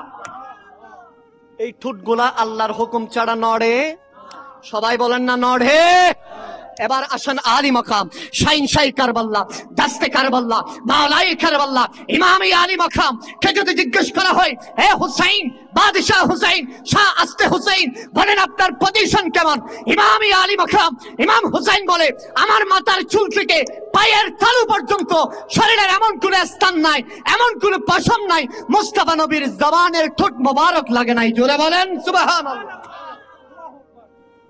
মুস্তাফা নবীর চেহারার ঠোঁট মোবারক ইমাম হুসাইনের পশম এমন কোন জায়গা নাই যেখানে ঠোঁট লাগে নাই। সুবহানাল্লাহ। তাহলে সেই ইমামে আলে মাকামের কি পজিশন হবে, জোরে বলেন না সুবহানাল্লাহ। আপনাদেরকে যদি আরেকটু দূরে যদি নিয়ে যায়, হাই হাই হাই, ওই ইব্রাহিম খলিলুল্লাহ তার সন্তান ইসমাইল জবিহুল্লাহ মা হাজারাকে নিয়ে ওই মক্কাতুল মুকাররমার মধ্যে দিয়ে আসলেন। সাফা মারওয়াতে মা হাজারা দৌড়ছেন, একবার দৌড়ে, দুইবার দৌড়ে, তিনবার দৌড়ে পানির জন্য। ইসমাইল জবিহুল্লাহ যখন কদম রাখলেন, যখন কদমের মুড়ির যখন চাপ যখন জমিনের সাথে পড়লো, আল্লাহ বলছেন খালিল, আমার খালিলের সন্তান চাপ দিয়েছে, আমি সেখান থেকে জমজম বের করে দিয়েছি। যারা বলেন সুবহানাল্লাহ। সেজন্য এখান থেকে খতিবে, হাই হাই খতিবে পাকিস্তান আল্লামা শফি ও কারবি তার শামে কারবাল্লার মধ্যে বর্ণনা করছেন, সর্বকনিষ্ঠ আহলে বাইত রাসূলের নওয়াসা ইমাম আলী আসগরকে ওই কারবাল্লার প্রান্তরে কেন মাটিতে রাখা হয় নাই? ইমাম হুসাইন একবার নাই, শাহের বানু একবার নাই, জাইনুল আবেদিন একবার নাই, এক একজনের খুলে এক একবার নাই। সর্বশেষ কান্না করতে করতে সর্বশেষ কারবাল্লার প্রান্তরে ধুলনা বানিয়েছেন। সুবহানাল্লাহ বলেন। চারিদিকে তীর, চারিদিকে নেজা, বললাম ধুলনা কেন বানিয়েছেন? ইমামে আলী মাকাম বলছেন, আমার আসগরকে যদি মাটিতে রাখা হয়, আসগরের পায়ের মুড়ির ছাপ যদি মাটিতে পড়ে, এই কারবাল্লার তীরে, ফোরাতের তীরে আরেকটা আবে জমজম সৃষ্টি হয়ে যাবেন। জোরে বলেন সুবহানাল্লাহ। সেই আহলে বাইতের তাসকারা আজকে আমরা করতে এসেছি। জোরে বলেন সুবহানাল্লাহ। আমরা খুশি না বেজার বাবা? আরো জোরে বলেন খুশি না বেজার? তিনি কোন হুসাইন জানেন? হাই হাই হাই হাই, যেই নবীর কদম মক্কার সাথে লেগেছে, মক্কার ধুলিবালি আল্লাহর হাবিবের সাথে লেগেছে, মুহাম্মদুর রাসূলুল্লাহর কদমের ধুলি যখন মক্কার বালির সাথে লেগেছে, আল্লাহ বলছেন ওই বালি সাধারণ বালি নয় বান্দা, ওই বালির হুরমত, ওই বালির তাসিম, ওই বালির আজমত বোঝানোর জন্য আমি আল্লাহ বলছি লা উকসিমু বিহাযাল বালাদ। জোরে বলেন সুবহানাল্লাহ। আমি ওই নগরীর শপথ করছি যেই নগরীর বালুর সাথে আল্লাহর হাবিবের, আমার হাবিবের কদম লেগেছে। সুবহানাল্লাহ। আল্লাহ পাক রব্বুল আলামিন বলছে, দুনিয়ার মানুষ তোমরা আমার হাবিবের নূরানি জুলফ মুবারককে যেমন তেমন মনে করিও না। আমি আল্লাহ 30 পারার মধ্যে আল্লাহর হাবিবের জুলফে মুবারকের প্রশংসা করছি, ওয়াল্লাইলি ইজা সাজা বলে। সুবহানাল্লাহ। আমার হাবিবের চুল মুবারক, চেহারা মুবারকের প্রশংসা আল্লাহ বলছেন ওয়াদ্দুহা। নবীর সিনা মুবারকের প্রশংসা আল্লাহ বলছেন আলাম নাশরাহ লাকা সাদরাক। যেই নবীর কদম মুবারকের ধুলি পাওয়ার জন্য আরশ পর্যন্ত কেঁদেছে। জোরে বলেন সুবহানাল্লাহ। মেরাজে যখন গিয়েছেন, হঠাৎ করে দেখতেছেন ছোট বাচ্চার মতো কে কান্না করে। জিবরিলকে বললেন, জিবরিল এটা তো দুনিয়া না, এটা আল্লাহর আরশ, কান্না কে করে? জিবরিল বলতেছেন, ইয়া রাসূলুল্লাহ, ইয়া হাবিবাল্লাহ, আল্লাহর আরশ কান্না করছে। কি জন্য কান্না করছে? ইয়া রাসূলুল্লাহ, আপনি ওই শিহাবে আবু তালিব, আপনার ওই মক্কা থেকে যে ধুলিবালি আপনার খরম মুবারকে করে, নালাইনে পাকে করে এনেছেন, এই আরশ যখন থেকে বানিয়েছেন তখন থেকে অপেক্ষা ছিল আপনার এই ধুলাবালি নিবে। সুবহানাল্লাহ। ইয়া রাসূলুল্লাহ, আপনি তখন নূরানি নালাইনে পাক আপনি খুলে যাচ্ছেন, আরশ কান্না করছে, আল্লাহর কাছে ফরিয়াদ করছে, আল্লাহ রে, আপনার হাবিব, আপনার দুস্ত মাহবুব, আপনার হাবিবুল্লাহ আসছে, আপনার হাবিব কই মক্কার ধুলিবালি আমি আরশের মধ্যে দেন, আমি আরশ না আল্লাহর হাবিবের নূরানি বালু মুবারক নিয়ে আপনার কাছে ফরিয়াদ করব। জোরে বলেন সুবহানাল্লাহ। যেই নবীর ধুলা পাওয়ার জন্য আল্লাহর আরশ আল্লাহর কাছে ফরিয়াদ করে, আর ওই নবী ঘোড়া সেজেছেন, সাওয়ারি সেজেছেন ইমামে আলী মাকাম ইমাম হুসাইন। জোরে বলেন সুবহানাল্লাহ। কি সেজেছেন বাবা? ঘোড়া সেজেছেন। হাই হাই হাই, সহজ কথা নয়। ইমামে আলী মাকাম বলছেন, নানা জান ঘোড়ার তো লাগাম আছে, আমি লাগাম কোথায় পাবো? হাই হাই, আল্লাহর হাবিব শাফাতে কুবরার মালিক নবী, গায়েব की খবর দেনে वाला বাঁচানে वाला, মক্কার বাতি মদিনার জ্যোতি মুহাম্মদুর রাসূলুল্লাহ বলছেন, নানা জান আমার এই গলার সাথে একটা বেল পরিয়ে দাও, ওই বেলটা তুমি ধরবা, যখন টান দিবা আমি রাহমাতুল লিল আলামিন থেমে যাবার, যখন ছেড়ে দিবা আমি তোমাকে নিয়ে চলতেই থাকবো। সুবহানাল্লাহ। তিনি হচ্ছেন ইমামে হুসাইন। জোরে বলেন সুবহানাল্লাহ। শুধু তাই নয় বাবা, হাই হাই হাই হাই হাই, আব্দুর রহমান সাফুরি নুজহাতুল মাজালিসের মধ্যে, বিশেষ করে বুস্তানুল ওয়াইজিনের মধ্যে বর্ণনা করা হচ্ছে, কিয়ামতের ময়দানে প্রতিটা ব্যক্তিরা আল্লাহর কাঠগড়ায় উঠবে কি জন্য বলেন? হিসাব এবং নিকাশের জন্য। ওই হিসাব নিকাশ কেমন পরিস্থিতি হবে আল্লাহর কোরআন বলছেন, ইয়াউমা ইয়াফিরুল মারউ মিন আখি ওয়া উম্মি ওয়া আবিহি। ও দুনিয়ার মানুষ, দুনিয়াতে আমাদের সবচেয়ে আপন কে? মা এবং বাবা এবং ভাই, ঠিক কি না? আল্লাহর কোরআন বলছে ইয়াউমা ইয়াফিরুল মারউ মিন আখি, তোমার ভাই, ওয়া উম্মি ওয়া আবিহি, তোমার মা তোমার বাবা তোমাকে দেখলে কি হয়ে যাবে? পালায়ন করবে, তারা দৌড়তে থাকবে তোমাকে দেখে দেখে। মা দৌড়তে থাকবে সন্তান যেন মাকে না দেখে, বাবা দৌড়তে থাকবে সন্তান যেন বাবাকে না দেখে, ভাই ভাইকে দেখে ধরতে থাকবে যেন ভাই ভাইকে না দেখে। সেই কঠিন মুহূর্তে সকল মানুষ নিজের ফিকিরে থাকবে। আর সেদিন ওই জান্নাতে যুবকদের সরদার ইমাম আলী মাকাম, যাদের ব্যাপারে আল্লাহর হাবিব বলেছেন আল হাসানু ওয়াল হুসাইনু সাইয়্যিদা শাবাবিল আহলিল জান্নাহ, তাদের মা বেহেশতের রমণীদের সরদার মা ফাতেমাতুজ জাহরা। নারে তাকবীর, নারে রিসালাত, নারে গাউসিয়া। আজকের প্রোগ্রামের যিনি প্রধান আলোচক, আমাদের এদেশের লক্ষ লক্ষ কোরআন প্রেমিকদের প্রাণের স্পন্দন হুজুর আল্লামা শেখ জৈনুল আবেদিন হুজুর তশরিফ এনেছেন। বলেন মারহাবা, বলেন মারহাবা। আল্লাহ আমাদের সবাইকে বুঝার তৌফিক দান করুক, আমিন বলেন। বিশেষ করে হুজুরে চলে এসেছেন, এখনো যারা বাহিরে আছে আমি আপনাদের সবাইকে এসে যাওয়ার জন্য অনুরোধ জানাচ্ছি। ওয়া মা আলাইনা ইল্লাল বালাগ। আসসালামু আলাইকুম ওয়া রাহমাতুল্লাহি ওয়া বারাকাতুহু। ইমাম গাজ্জালি বলছেন, কোন একজন আল্লাহর বান্দা যদি একটা কোরআনের তাফসীরে বসে, কোরআনের প্রোগ্রামে যদি বসে, বর্ণনা করা হচ্ছে ওই ব্যক্তির জীবনের গুনাহকে মাফ করে দেওয়া। আর একটু জোরে জোরে। শুধু তাই নয়, ওই ব্যক্তির তার পরিবার পরিজন যারা কবরস্থ আছে, যদিও দুনিয়া থেকে হয়তো তওবা কবুল করাতে পারে নাই, কবরে আছে, কবরে আযাব চলছে, হঠাৎ করে রহমতের ফেরেশতারা জান্নাতের গালিচা বিছিয়ে দিবেন। জিজ্ঞেস করবেন, আল্লাহ রে, এতদিন পর্যন্ত আযাবের উপর আযাব, আযাবের উপর আযাব, আজ তোমার রহমতের বাড়ি দ্বারা তুমি আমার এই কবরকে জান্নাতের টুকরা বানিয়ে দিয়েছো, জান্নাতের বিছানা বানিয়ে দিয়েছো, কোন কারণে? রহমতের ফেরেশতারা বলবে, তোমার একজন নসল, সন্তান হোক, নাতি হোক, নাতনি, যে একজন তোমার নসল, তোমার একজন রক্তের সম্পর্কে গাউসিয়া কমিটির ব্যবস্থাপনায় সনহরার জমিনে আহলে বাইত রাসূল, যাদের ব্যাপারে আল্লাহর কোরআন বলেছেন ওয়া ইউতাহিরাকুম তাতহীরা বলেছেন, তাদের প্রোগ্রামে বসেছেন, ইয়া রাসূল আল্লাহ বলেছেন, আল্লাহকে ডেকেছেন, আহলে বাইতের জিকির করেছেন, তাদের দিকে তাকিয়ে আল্লাহর রহমতের জোশ এসে গেছে। আর তাদের রক্তের সম্পর্কের বাবা কবরে, মা কবরে, দাদি কবরে, দাদা কবরে, 14 পুরুষের কোন একজন কবরে, আল্লাহ ওই ব্যক্তির দিকে তাকিয়ে তার কবরকে জান্নাতের বিছানা বানিয়ে দেন। জোরে বলেন সুবহানাল্লাহ। লাভ আছে না নাই? আর একটু জোরে আছে না নাই?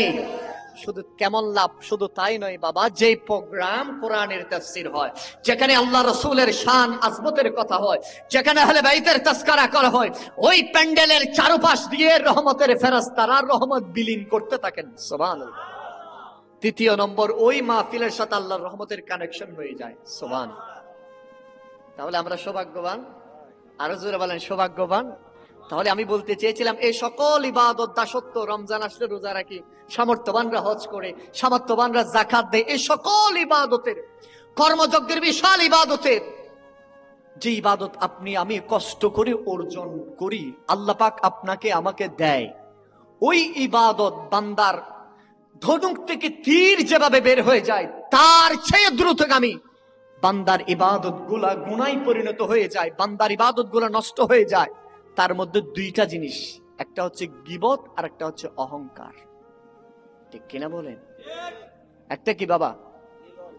গীবত, আর একটা অহংকার, দাম্ভিকতা, অহমিকা। এই দুইটার কারণে সবচেয়ে বেশি কি হয়ে যায়? বান্দার ইবাদত নষ্ট হয়ে যায়। আমি প্রায় সময় একটা কথা বলি, বাংলাদেশের দুইটা জিনিস অত্যন্ত প্রসিদ্ধ। রোগের মধ্যে ডায়াবেটিস রোগ, গুনাহের মধ্যে গীবত। আছে না নাই?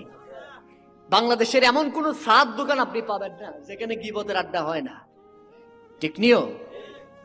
এমন কোন চায়ের দোকান নাই যেখানে গীবতের আড্ডা হয় না। এমন কোন ব্যক্তি আপনি পাবেন কিনা আমার সন্দেহ হয়। তবে আছে আলহামদুলিল্লাহ, না থাকলে তো দুনিয়া থাকতো না, যার ভিতরে অহংকার নাই। ইমাম গাজ্জালি বর্ণনা করছেন অহংকারের পরিণাম কেমন। সূরা হুজুরাতের মধ্যে আল্লাহ বর্ণনা করেছেন, সূরা নাহলের মধ্যে আল্লাহ পাক বর্ণনা করেছেন। আল্লাহ পাক অহংকার যে অহংকার সম্পর্কে রাসূল করিম সাল্লাল্লাহু আলাইহি ওয়া আলিহি ওয়াসাল্লাম আমাদেরকে সতর্ক করেছেন, যে অহংকারের কারণে কি হয়ে যায়, বান্দার ইবাদতগুলা নষ্ট হয়ে যায়। ইমাম গাজ্জালী তার মুকাশাফাতুল কুলুবের মধ্যে বর্ণনা করেন, অহংকার আসে 7টা কারণে বাবা। কয়টা কারণে বাবা? সবাই বলেন কয়টা কারণে? কারণে মানুষের অহংকার চলে আসে। 3 নম্বর হচ্ছে বংশের। কেউ যদি মনে করেন যে তালুকদার বংশ, তার অহংকার আছে না নাই? কেউ যদি চৌধুরী বংশ হয়, ওই চৌধুরী বংশের বাবা মেয়ে বিবাহ দিতে চায় না চৌধুরী বংশ ছেলে ছাড়া, এটা একটা অহংকার। কথা বলেন ঠিক কিনা? তাহলে 3 নম্বর কি? বংশ। আর 4 নম্বর হচ্ছে সুন্দরের কারণে। মানুষ যদি দেখতে যদি সুন্দর হয়, চেহারা যদি অবয়ব যদি সুন্দর, স্ট্রাকচার যদি সুন্দর হয়, তার কি আছে? অহংকার চলে আসে। চেহারা নিয়ে অহংকার করা যাবে না। কেননা চেহারা দিয়ে অহংকার করা যাবে না। আপনার এই চেহারা, যে চেহারা আপনি বানিয়েছেন সুন্দর করে, ফেস ওয়াশ মেখে মেখে যত্ন করে করে যে সুন্দর চেহারা আপনি বানাচ্ছেন, দেহ থেকে প্রাণ পাখিটা যাইতে দেরি হবে, এই চেহারার কোনো মূল্য আসেনি। আরো জোরে বলেন, মূল্য আছে? নাই। তাহলে 4 নম্বরে কি বাবা? সুন্দরের কারণে। 5 নম্বর হচ্ছে সম্পর্কের কারণে। সম্পর্কের কারণে কি আসে? অহংকার আসে। অনেকে বলে যে না, আমার সাথে তো লিঙ্ক এমপি সাহেবের আছে। লিঙ্ক কার লগে? আমি ওই এলাকার সেলার সাথে, এলাকার ওই নেতার সাথে আমার সেলফি আছে। অহংকার এসে যায়। এই কাজগুলো করা যাবে না। নাম্বার 6 ইমাম গাজ্জালী বলছেন, নাম্বার 6 নাম্বার হচ্ছে শক্তির কারণে। বাহুবল, টাকার শক্তি। অনেকের টাকার গরম, টাকা বেশি, সেজন্য পাশের ঘর ওই রিক্সাওয়ালা দিন মজুর বাবা জায়গা 2 হাত তার ভিতরে ঢুকাই দিছে। তার বাহু শক্তি আছে, টাকার শক্তিও আছে। অহংকার আছে না নাই? 7 নম্বর যে জিনিসটা অত্যন্ত বেশি গুরুত্বপূর্ণ, সেটা হচ্ছে অনুসারী বা সাহায্যকারী। একজন ব্যক্তির সমাজের মধ্যে সকলে তার অনুসারী, 20-40 জন যুবক ছেলে তার অনুসারী আছে, তার কি এসে গেছে? অহংকার, দাম্ভিকতা এসে গেছে। তাহলে ইমাম গাজ্জালী বলছেন এই 7টা কারণে মানুষের কি আসে বাবা? অহংকার চলে আসে। আর ওই অহংকার, আপনি কি জানেন অহংকার সম্পর্কে আল্লাহ পাক রব্বুল আলামিন কি বলেছেন? আল্লাহ পাক রব্বুল আলামিন যে ব্যক্তিদের অহংকার যাদের বেশি আছে, আল্লাহর কোরআনুল কারীম সূরা বাকারার মধ্যে আল্লাহ পাক রব্বুল আলামিন ইরশাদ করছেন, আবা ওয়াস্তাকবারা ওয়া কানা মিনাল কাফিরিন। ও আমার বান্দা, আমি তোমাদেরকে সতর্ক করে দিচ্ছি, তোমরা কি জানো আমি যেই ফেরেশতা, যে হাজার হাজার বছর আমি আল্লাহ ইবাদত করেছে, তাকে আমি বলেছিলাম আমার প্রতিনিধি রাসূলকে সিজদা করার জন্য, সে সেটা মানে নাই। না মানার কারণে শয়তান হাজার বছর ইবাদতের পরে ইমামুল মালায়েকা থাকতে পারে ইবলিস হয়ে গেছেন। কি হয়ে গেছেন বাবা? ইবলিস হয়ে গেছেন। হওয়ার পরে সে কাফেরদের কি হয়ে গেছেন? দলভুক্ত হয়ে গেছেন। সেজন্য আল্লাহ পাক আমাদেরকে সতর্ক করে দিচ্ছেন কোরআনুল কারীমের শুরু দিয়ে, বান্দা তুমি অহংকার করিও না, তুমি দাম্ভিকতা করিও না। মনে রেখো অহংকার আমি আল্লাহর চাদর। চাদর কার? আরো জোরে বলেন কার? এবার বলেন আমাদের হায়াতের মালিক কে? রিজিকের মালিক কে? ইজ্জতের মালিক কে? সম্মানের মালিক কে? আমাদেরকে খাওয়ান কে? পড়ান কে? সব কিছুর দেখভাল করেন কে? আর আল্লাহ বলেন বান্দা অহংকারটা আমি আল্লাহ, এই আমি আল্লাহর চাদর, এই আমার চাদর নিয়ে যদি তুমি টানা টানি করো, আমি আল্লাহর মনে কষ্ট পাই। কথা বলেন ঠিক কিনা? সেজন্য ইমাম গাজ্জালীর একটা থিওরি আমার বড্ড বেশি ভালো লেগেছে। সেটা হচ্ছে ইমাম গাজ্জালী বলেন, কোন বান্দার যদি, আল্লাহর কোন বান্দা, রাসূলুল্লাহর কোন উম্মতের যদি অহংকার যদি চলে আসে, এই দুনিয়ার মানুষ শুনে রাখো, আমি ইমাম গাজ্জালীর এই থিওরি, আমি ইমাম গাজ্জালীর এই কৌলটা তুমি একটু ফলো করো। কি কৌল? বললেন তোমার জন্মটা একটু তুমি খেয়াল করো। তোমার জন্ম, আপনি দুনিয়ার জমিনে এসেছি তরল 1 ফোঁটা বীর্য থেকে এসেছি। কথা বলেন ঠিক কিনা? এই বীর্য থেকে আপনার আমার এই অবয়ব চেহারা, এই বডি স্ট্রাকচার, ইমাম গাজ্জালী বলছেন হে আল্লাহর বান্দা, রাসূলুল্লাহর উম্মত, 1 ফোঁটা তরল বীর্য থেকে তোমার সৃষ্টি। আর তোমার শেষ কি জানো? যখন তোমার দেহ থেকে প্রাণ পাখি বের হয়ে যাবে, আর তোমার প্রাণ পাখিতে বের হওয়ার পরে কয়েক ঘন্টাও লাগবে না, কয়েকদিন লাগবে না, তোমার শরীরের সকল ছিদ্র দিয়ে, তোমার পায়খানার রাস্তা দিয়ে, প্রস্রাবের রাস্তা দিয়ে, মুখ দিয়ে, নাক দিয়ে, কান দিয়ে, পিছনের দিক দিয়ে নাফাক জিনিস বের হতে থাকবে, আর তোমার নাক দিয়ে রক্ত প্রবাহিত হতে থাকবে, তোমার মুখ দিয়ে বমি বের হতে থাকবে, তোমার শরীর থেকে পছন্দ ধরে যাবে, তোমার গন্ধ বের হয়ে যাবে। কথা বলেন ঠিক কিনা?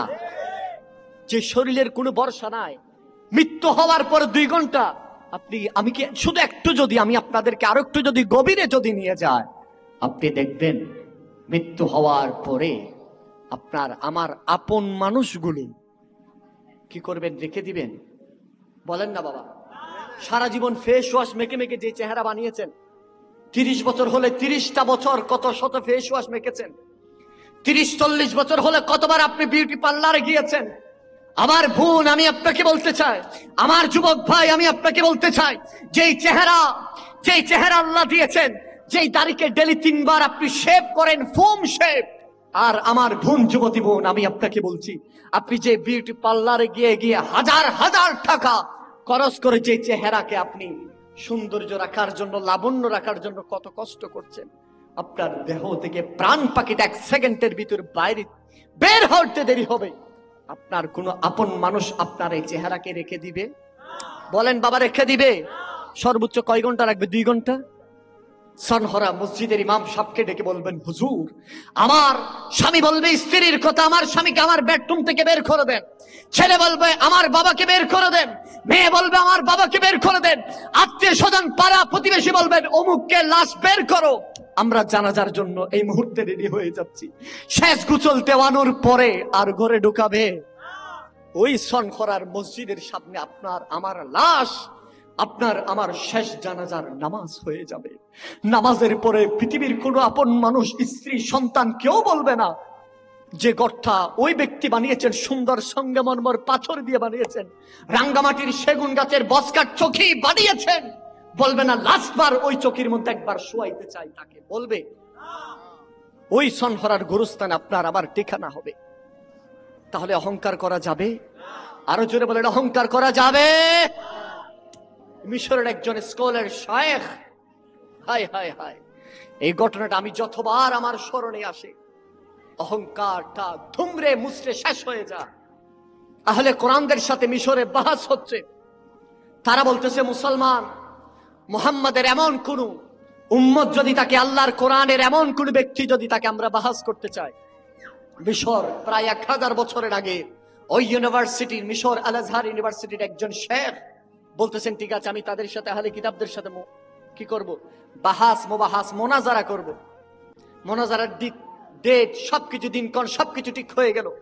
হওয়ার পরে নির্দিষ্ট সময় যখন আসলো, চারিদিক থেকে পঙ্গপালের মতো মানুষ একের পর এক আসতে লাগলেন, লক্ষ মানুষের জমায়েত হয়ে গেল। এই মুহূর্তে মোনাজারা স্টার্ট হবে।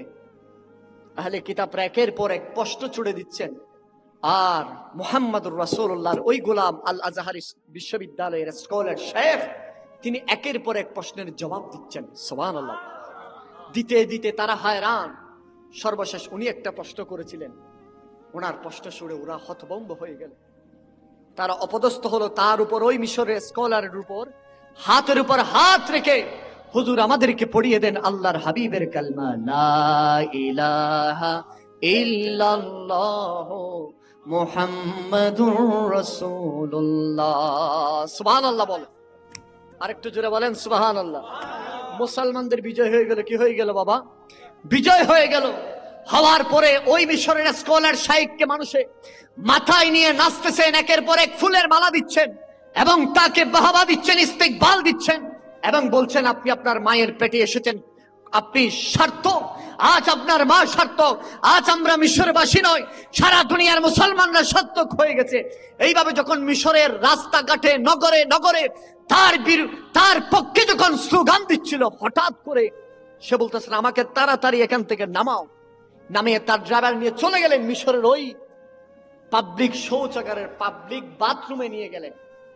বলে যে তোমরা বাহিরে থাকো, আমি ভিতরে যাই। ভেতরে যাওয়ার পরে বন্ধ করে উনি ভিতরে চলে গেলেন। এদিকে মানুষ দূরতে দূরতে, হুজুর আমাদের ইসলামের মানকে উজ্জ্বল করেছেন, হুজুর আমাদের ইসলাম বিজয় হয়েছে, হুজুর কোথায় আছে? উজির আজম বলতেছেন, খাদেম বলতেছেন, হুজুর তো বাথরুমের ভিতরে ঢুকছে, বসে আছে, বের হয় না। হুজুর কেন বের হয় না? কোনো দুর্ঘটনা ঘটছেনি? কোনো দরজা ভেঙ্গে, দরজা যখন করাঘাত করতে করতে খুলে না, যখন ভেঙ্গে গেল, ভাঙ্গার পরে মিশরের মানুষের চোখ পড়লো হুজুরের দিকে। দেখতেছেন হুজুর নিজ হাতে পাবলিক বাথরুমের টয়লেটের কমেট পরিষ্কার করতেছেন। হায় হায় হায়, কি করতেছেন বাবা? কমেট নিজ হাতে পরিষ্কার করতেছেন। সবাই অবাক। হুজুর, মিশরের সরকার আপনাকে নিয়ে গর্ব করতেছেন, আর আপনি চাইলে তো কোনো একজন মানুষকে দিয়ে পরিষ্কার করানো যায়, আপনি করতেছেন কেন? হায় হায়, মিশরের শেখ বলতেছেন, হেই মুসলমান ভাই, দুনিয়ার মানুষ শুনে রাখো আমার এই কথা। আমি যখন আহলে কিতাবদের সাথে মোনাজারা করে যখন আমি বিজয় লাভ করেছি, তোমরা যখন আমাকে উপরে তুলে একের পর এক ফুলের মালা, আমার মা আমাকে সার্থক জন্ম দিয়েছে, দুনিয়ার মানুষ আমাকে নিয়ে গর্ব করতেছো, হঠাৎ করে শয়তান আমাকে ওয়াসওয়াসা দিচ্ছে। শয়তান আমার ভেতরে অহংকার চলে আসছে এমন সময়, হায় হায়, আল্লাহর কোরআন নুল করিম আল্লাহ পাক রব্বুল আলামিন অহংকারকারীদেরকে শয়তানের সম্পৃক্ত করেছেন। অহংকারকারীরা কাফেরের সহোদর ভাই বলেছেন। অহংকারকারীদেরকে আল্লাহ পছন্দ করে না। সূরা নাহলের মধ্যে আল্লাহ বলেছেন, যদি আমার ভেতরে যদি অহংকার যদি চলে আসে, আমি সবকিছু শেষ হয়ে যাবে। সেজন্য আমার অহংকার না আসার জন্য আমি মিশরের পাবলিক টয়লেট, যেখানে আমির গোবারা, আমির গরিব ফকির মিসকিন সবাই বাথরুম করে, সে বাথরুম আমি হাত দিয়ে ডলে ডলে পরিষ্কার এজন্য করছি যেন আমার ভিতরে যেন অহংকার না আসে। জোরা বলেন। আর আমি আপনি কি করি? কয়েক লক্ষ টাকা যদি আপনার আমার ব্যাংকে যদি থাকে, কয়েক লক্ষ টাকা যদি আপনার আমার পকেটে থাকে, কয়েক লক্ষ টাকা যদি আপনার আমার ঘরের আলমিরাতে যদি থাকে, আমার আপনার অহংকারে আমরা মানুষকে মানুষ মনে করি? আরো জোরে বলেন, মানুষকে মানুষ মনে করি না। আমি আপনাদের কদমে হাত রেখে বলছি, বাপরে অহংকার করিও না। তোমার আমার মতো হাজারো অহংকারকারী।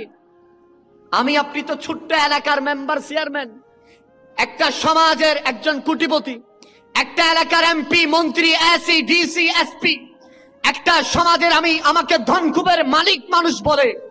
কিন্তু আমি কি জানি আমি আপনি কি নমরুদ চেয়ে বড় হয়ে গেছি?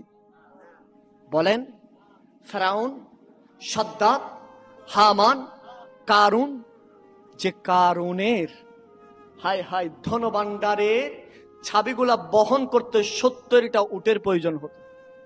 চাবি বহন করার জন্য কি বাবা? চাবি। ওই কারণের চেয়ে আপনার আমার ধন বেশি আসেনি এখন? আরো জোরে বলেন, আসেনি? আরেকটা ঘটনা আমার যুবক স্কুল কলেজ ইউনিভার্সিটির ভাইদের জন্য। আপনারা দেখেছেন রিসেন্টলি ওই টাইটানিক জাহাজকে দেখার জন্য একটা সাবমেরিন গিয়েছে। ওই সাবমেরিন যে বানিয়েছে সে বলতেছেন, আমার এই সাবমেরিন পৃথিবীর যত সমুদ্রের তহল গভীর থলের মধ্যে যাবে, কখনো আমার এই সাবমেরিন কিছু হবে? বলেন না বাবা, কিছু হবে? আল্লাহ বলতেছেন, অহংকার তো আমি আল্লাহ সহ্য করি না। অহংকার আল্লাহ সহ্য করেন? আরো জোরে বলেন, সহ্য করেন আল্লাহ। সেজন্য আল্লাহ পাক রব্বুল আলামিন কোরআনুল কারীমের 16 নম্বর সূরার মধ্যে 23 নম্বর আয়াতে আল্লাহ বলছেন, ইন্নাহু লা ইউহিব্বুল মুস্তাকবিরিন। আল্লাহ পাক রব্বুল আলামিন কি বলছেন?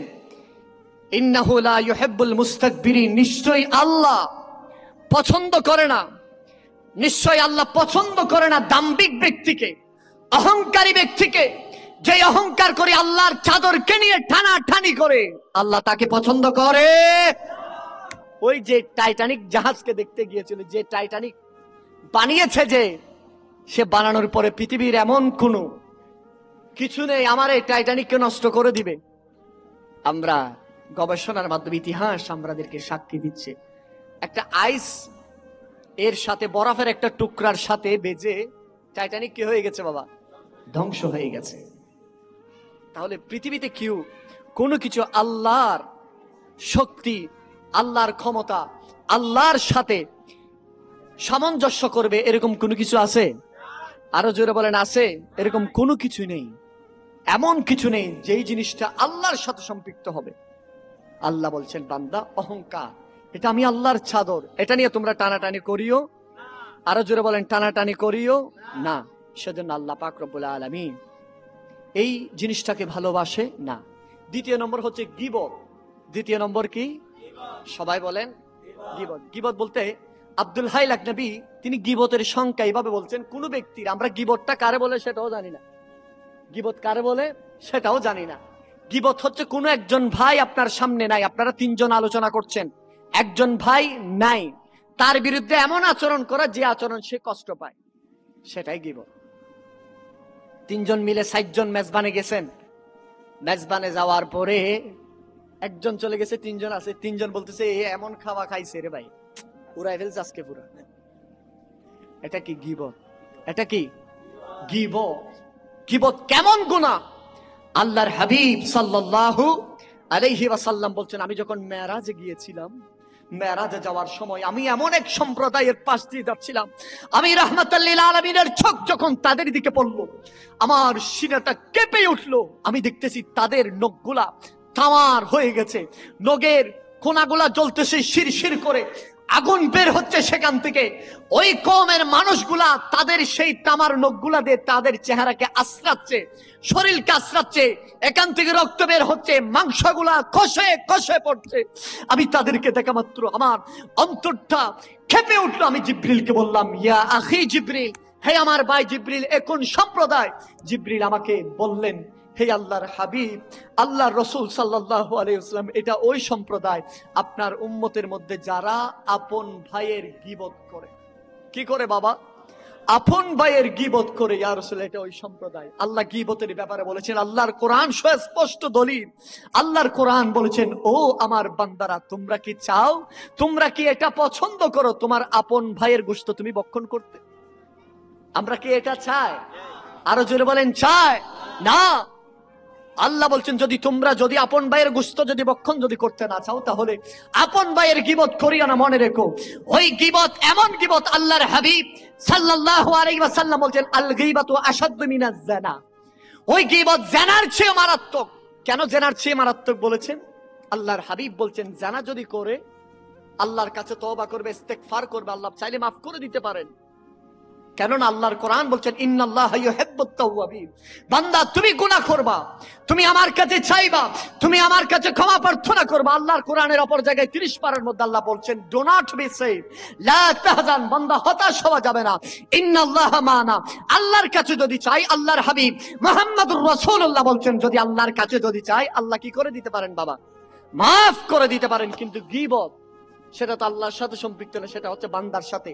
যতক্ষণ পর্যন্ত বান্দা মাফ করবে না, ততক্ষণ পর্যন্ত তাকে আল্লাহও মাফ করবে। আরো জোরে বলেন, আল্লাহও মাফ করবে না। আসুন, গীবত করলে কি হয়? গীবত করলে 4টা সবচেয়ে বড় বড় পরিণাম আছে। কয়টা বাবা? আরো জোরে বলেন, কয়টা? 4টা। 1 নম্বর হচ্ছে, ওই ব্যক্তি আল্লাহর দ্বীন, ইসলামের নূর, কোরআনের নূর তার সিনার ভিতরে ঢুকে। আরো জোরে বলেন, ঢুকে না। এবার বলেন, যে বান্দাকে আল্লাহ পাঠিয়েছেন, আমি শুরুতে বলেছিলাম, আল্লাহ বলতেছেন, বান্দা আমি তোদেরকে পাঠিয়েছি আমার ইবাদতের জন্য। এবার বলেন, আল্লাহ পাক রব্বুল আলামিন যে গীবত করে তার ভিতরে কোরআনের নূর ঢুকে, ইসলামের নূর ঢুকে না, তাহলে এই দুনিয়াতে আসার কোনো ফায়দা আছে? দ্বিতীয় নম্বর, যে ব্যক্তি গীবত করে, অন্যের শেখায়ত যে ব্যক্তি করে, তার দ্বিতীয় নম্বর হচ্ছে আল্লাহর আযাবের শিকার হবে। কিসের বাবা? আল্লাহর আযাবের শিকার হবেন। আল্লাহ তাকে ভালোবাসবে না। তাহলে আল্লাহর আযাবের শিকার যে হবে, তার পরিণতি কেমন হবে বলেন? এটা আল্লাহ সবচেয়ে বেশি অপছন্দ করে। আল্লাহর কোন বান্দা, আল্লাহর কোন সৃষ্টি জীবকে নিয়ে আপনি কথা বলবেন, কোন মানুষকে কষ্ট দিবেন, ইভেন কি আপনারা শুনলে তো অবাক হয়ে যাবেন, মুসলমান কোন বেদিনের ব্যাপারেও আপনি গীবত করতে পারবেন? আরো জোরে বলেন, পারবেন না। তৃতীয় নম্বর গীবতের, মূসা আলাইহিস সালাম একদিন তুর পাহাড়ের মধ্যে আল্লাহকে বলতেছেন, আল্লাহ আমি তো আপনার সাথে কথা বলি, আল্লাহ আসমানের নিচে জমিনের উপরে আপনার সবচেয়ে অপছন্দের ব্যক্তিকে?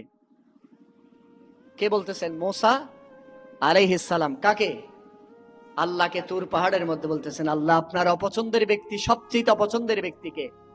মূসা আলাইহিস সালামের এই প্রশ্নের জবাবে আল্লাহ পাক রব্বুল আলামিন বলেছিলেন, মূসা রে, শুনে রাখো, জমিনের মধ্যে আমার এমন কিছু নিকৃষ্ট ব্যক্তি বান্দা আছে যারা অন্যের গীবত করে। যারা কি করে? অন্যের গীবত করে। আব্দুর রহমান সাফুরি নুজহাতুল মাজালিসের মধ্যে এই ঘটনা বর্ণনা করতেছেন। যারা অন্যের গীবত যারা করে, যারা অন্যের সমালোচনা করে, অন্যের প্রতি বিদ্বেষ রাখে, তিনজন বসে আছে, একজন চলে গেছে, দুইজনের বিরুদ্ধে কথা বলতেছে, ঠিক নিও? তাহলে এটা কয় নাম্বার? 3 নাম্বার। 4 নম্বর যে গীবত করবে, 3 নাম্বার, সেই 3 নম্বর হচ্ছে দুনিয়া এবং আখিরাতে সে লাঞ্ছনার শিকার হবে। কি হবে? লাঞ্ছনার শিকার হবে। আপনি আখিরাতটা বাদ দেন, দুনিয়ায় যারা গীবত করে তাদেরকে মানুষ বিশ্বাস করে। সকির ফারে বিভিন্ন জায়গায় বসে বসে অন্যের গীবত করতো, সমালোচনা করতো। ভাইজান এখন কমে গেছে না? এখানে মসজিদের ঘাটে হাই হাই হাই, এগুলা হচ্ছে ওই জান্নাতের পাশে গিয়ে জাহান্নামের কামনা করে আর কি। কি করে? মসজিদের পাশে যে গীবত করে সে কি জান্নাতে ঢুকবে? এই মুহূর্তে সে বলতেছে না, জাহান্নামে ঢুকে যাই। কি বলতেছে বাবা? জাহান্নামে। আল্লাহ এদের থেকে হেফাজত করুক। আরেকটু জোরে বলেন আমিন। এবং 4র্থ নম্বর, ওই গীবতকারী নিশ্চিত জাহান্নাম। কোথায় বাবা? ওই ব্যক্তিদেরকে জাহান্নামের কোথায় রাখবে জানেন? জাহান্নামের একটা স্থান আছে, জাহান্নামের একটা কারাগারের নাম আছে হচ্ছে বাউলাস। নাম কি বাবা? ওই বাউলাস নামক কারাগারের মধ্যে ওই ব্যক্তিদেরকে রাখবেন। বাউলাসের সংখ্যা দিতে গিয়ে বাউলাস জায়গাটা কেমন বলতেছেন, অন্যান্য জাহান্নামীরা যেখানে থাকে তাদের রক্ত, তাদের মাংস পচে পচে রক্ত পুষগুলা বের হয়ে যে স্থানে এসে জমা হয়, ওই স্থানের নাম হচ্ছে বাউলাস। ওই স্থানের নাম কি? বাউলাস। ওই বাউলাস নামক স্থানের মধ্যে কাদেরকে রাখবে? আমাদের সমাজের ভিআইপি যারা সাত দোকানে, মসজিদের ঘাটে, পুকুর পারে, নদীর পারে, খালের পারে অন্যের সমালোচনা করে ভিআইপি আছে না নেই? এদের স্থান কোথায় বলেন? বাউলাস নামক কারাগারে। কোন কারাগার? এটা কি আমাদের ঢাকার কাশিমপুর কারাগার, চট্টগ্রামের কারাগার? না, এটা জাহান্নামের কারাগার। কারাগার কিসের? জাহান্নামের কারাগার। তাহলে বলেন আমরা কি জান্নাতে যেতে চাই, জান্নাতুল ফেরদাউসে, নাকি বাউলাস নামক ওই কারাগারে? আরো জোরে বলেন। আমি শুধু আমার মুরব্বীরা তো এদের সকলের চেহারা দেখে বোঝা যায় এগুলা কেউ গীবত করে না। কারণ যারা গীবত করে তারা মাহফিলে আসে না। আপনাদের একটু হাতকে দেখতে চাই, বলেন আমরা কখনো গীবত করব? আরো জোরে বলেন, গীবত করব? অতীতে যদি করে ফেলি আমরা আল্লাহর কাছে তওবা করব, আল্লাহ আমাদের জীবনের গুনাহকে মাফ করে দিক। আমিন বলেন। আরেকটু জোরে বলেন আমিন। আল্লাহ আমাদের সকলের হাজিরি তামান্না সব কিছু থেকে আল্লাহ আমাদেরকে কবুল করে নিক। একটু জোরে বলেন আমিন। এবং বিশেষ করে আমি আজকের এই প্রোগ্রামের যারা সুন্দর আয়োজন করেছে, আমি তাদের জন্য অজস্র দোয়া করছি। এবং বিশেষ করে এই গীবত আহলে বাইত রাসূল সাল্লাল্লাহু আলাইহি ওয়াসাল্লাম দুটোটা একত্রে থাকতে পারে? সবাই বলেন না বাবা, থাকতে পারে? যাদের অন্তরে আহলে বাইত রাসূলের প্রেম, যাদের অন্তরে আহলে বাইত রাসূল আছে তাদের অন্তরে গীবত থাকতে পারে?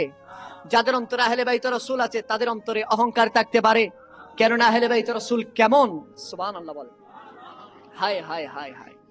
আহলে বাইত রাসূল ওই সকল ব্যক্তিরা যাদের ব্যাপারে কোরআনুল কারীম বলছেন ওয়ায়ুতাহহারাকুম তাতহীরা, আমি তাদেরকে জনমের মতো পবিত্র করে দিলাম। সুবহানাল্লাহ। শুধু তাই নয়, আমি আপনাদেরকে ছোট্ট একটা নুকতা বলতে চাই। আমরা হজের আসওয়াতে যাই না? হজে যাই কিনা? হজে যাওয়ার পরে সনকরা থেকে লক্ষ টাকা খরচ করে বছর প্রায় 6,71,000 টাকা। কত বাবা? 6,71,000, 7 লক্ষ প্লাস, মানে 6,71,000 টাকা জমা দিতে হবে। আনুষঙ্গিক আরো প্রায় 7 লক্ষ টাকা। তাহলে ধরেন 7 লক্ষ টাকা খরচ করে সনহরা থেকে একজন বাবা যাবে হজে। তাকে যদি জিজ্ঞেস করা হয়, বাবারে পৃথিবীর জমিনে এত পাথর থাকতে তুমি এই খালা পাথরে চুমো দেওয়ার জন্য জানকে বাজি রেখে কেন এমন ভাবে মরিয়া হয়ে গিয়েছো? আমাদের জাফলং এ পাথরের কোনো অভাব আছে? পৃথিবীর জমিনে কত লাল সবুজ নীল পাথর আছে, ওই পাথরে কেন চুমু দাও? ওই আল্লাহর গোলাম সনহরার আশিক রাসূল বলে, প্রশ্নটা আমাকে ওই পাথরকে করো। সুবহানাল্লাহ। ওই পাথর হাজার আসওয়াদ বলো তোমার পজিশন কেমন, এত পজিশন কেন হয়েছে? পাথর জবাব দেয়, মনে রেখো সৃষ্টির শুরু থেকে নয়, আল্লাহর হাবিবের সময় থেকে, যেদিন থেকে আমাকে স্থাপন করা হয়েছে আল্লাহর খানে কাবার সাথে, সেই থেকে কিয়ামত পর্যন্ত আল্লাহর যে বান্দা আমাকে চুমু দিবে, ইসলাম বলে চুমু দিতে পারে নাই, দূর থেকে শুধুমাত্র চুমু দেখাবা, তাহলে তার জীবনের গুনাহকে মাফ করে দিবেন। সুবহানাল্লাহ। পাথর তোমার এই পজিশন কিভাবে? বলে যে আমার পাথরে একবার আল্লাহর হাবিব, দু জাহানের বাদশা নবী, সুলতানে মদিনা, সুরুরে কালবাসিনা, মুস্তাফা জানে রহমত নবী, আল্লাহর ক্ষমতায়নে 8খানা জান্নাতের মালিক যে নবী, যেই নবীর জন্য আজ আমরা সনহরার জমিনে বসে আছি। ওই হাজর আসওয়াদ বলে আমি পাথরকে রহমাতাল লিল আলামিনের ঠোঁট মোবারক একবার লাগার কারণে আমি পাথরের পজিশন এত বেড়ে গেছে। জোরে বলেন সুবহানাল্লাহ।